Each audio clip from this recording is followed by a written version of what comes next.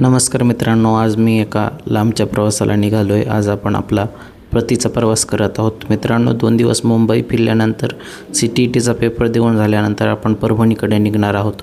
तेही नुकत्याच चालू झालेल्या वंदे भारत एक्सप्रेसच्या लक्झरी प्रवास करण्यासाठी। मराठवाड्याच्या दिशेने हायटेक प्रवासाचा आनंद घेऊया मित्रांनो। आपल्या चला फिरूया यूट्यूब चॅनलवर मी तुमचा मित्र आनंद घेऊन चाललो एका भन्नाट अनुभवावर। ट्रेन मित्रांनो मुंबई छत्रपती शिवाजी महाराज टर्मिनसहून सुटते।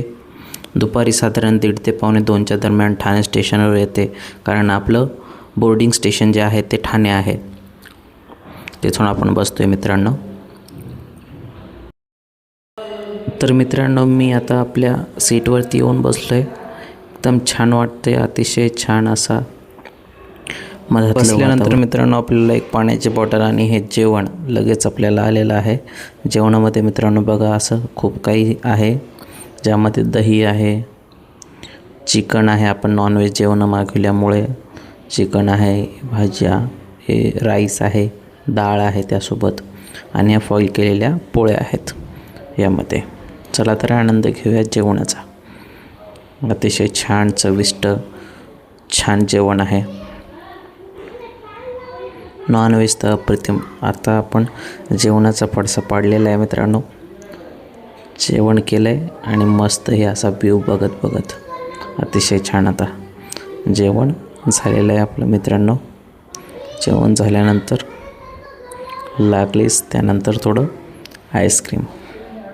आईस्क्रीमही सोबत आहे मित्रांनो। मस्त आईस्क्रीम खाल्लं आणि मस्त व्ह्यूचा आनंद घेत आपण पुढे जातो आहे। कसारा घाट, इगतपुरी आणि त्यानंतर लागणारी जे झाडं आहेत, त्यानंतर नाशिक रोड, ह्या अशा मार्गाने जाताना आपल्याला निसर्गाने भरभरून दिलेले आपल्याला नैसर्गिक संसाधनांचा आपल्याला खरंच हेवा वाटावा असं छान असं सर्वसंपन्न असणारं जे निसर्ग आहे आपला, तो आपल्याला बघायला भेटतो या प्रवासात। छान वाटते। वृक्ष वाटणारा मराठवाडाही आपल्याला मस्त हिरवागार आणि छान वाटतोय, छान दिसतंय मित्रांनो। ही जी झाडी आहे, ही डोंगर आहेत, खरंच खूप छान वाटतंय असं बघायला गेल्यानंतर। मराठवाड्याचं हे दृश्य आपल्याला अतिशय छान येणाऱ्या व्यक्तीला साहजिकच हे जे झाडी आहे, डोंगर आहे, ते छान वाटतं। त्यानंतर आपण हे एका बोगद्यामध्ये एंटर करत आहोत मित्रांनो। जवळपास तळघाटाच्या जवळपास असणारा हा बोगदा आहे, त्या बोगद्यातून आपण प्रवास करतोय आता मित्रांनो। घाटमाथ्याचे डोंगर हे आपल्याला अतिशय छान असा व्ह्यू दिसताना, ही झाडी, आणि आपण आता बोगद्याच्या बाहेर पडलेलो आहोत मित्रांनो। बघाल हे गर्द झाडी अतिशय छान दिसत आहे।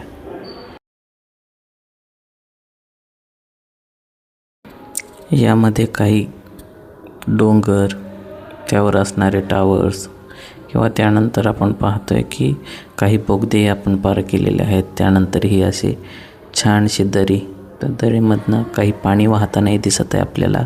अतिशय छान असा व्ह्यू आपल्याला आपल्या विंडोजमधून दिसत आहे मित्रांनो। बघा अतिशय खळखळ वाहणारं पाणी, आणि हे पाणी त्याचबरोबर काही भागावर आपण पाहतोय की काही आपल्याला दिसत आहेत हे छानसं असं पाणी। काही तळे आहेत, काही मैदानी प्रदेश आहेत, त्यावर चरणारी जनावरं हे आपल्याला बघायला मिळत आहे मित्रांनो। अतिशय छान व्ह्यू आहे।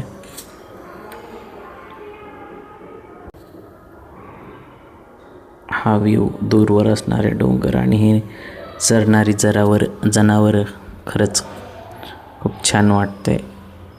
केल्यानंतर साधारण 2 ते 2.5 तासानंतर आपल्याला एक मसाला चाय आली आहे, फ्रुटी आली आहे, त्याचबरोबर जे पॉपकॉर्न आहेत, चॉकलेट पॉपकॉर्न, तर हिमालयनचे साल्ट पॉपकॉर्न आहेत, ते पॉपकॉर्न भेटल्या।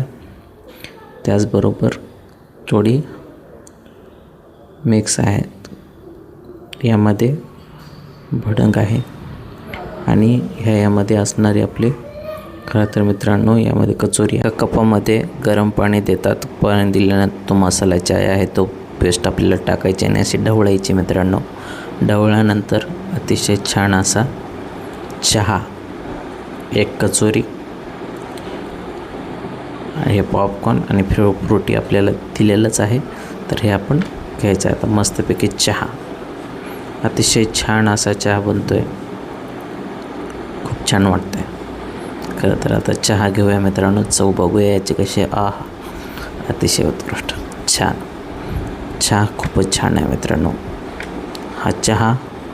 आणि हा खिडकीतला व्ह्यू, वाव क्या बात आहे, अतिशय छान. खरंच एकदा अनुभवण्याजोगं छान आहे.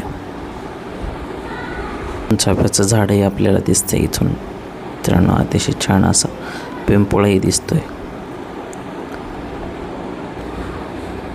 साधारण आता जवळपास हा सनसेट व्ह्यू आपण बघतोय मित्रांनो. अतिशय छान असा गाडीतून अनुभवताना आपल्याला वाटतंय.